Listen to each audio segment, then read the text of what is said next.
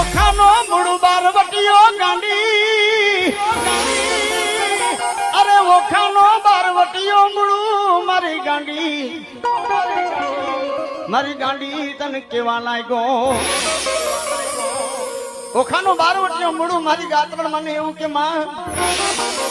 મળી આ સિપલીમાં મારી ગાંડી તારો વાસ છે ઓખાની સિપલીઓ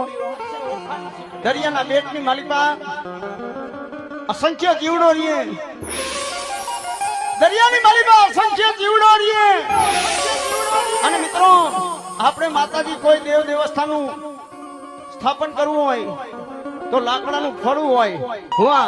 લાકડાના ફળાની માલિકા માતાજીના બેહણા કરી કોઈ રાવણદેવનો દીકરો સ્થાપના કરાવે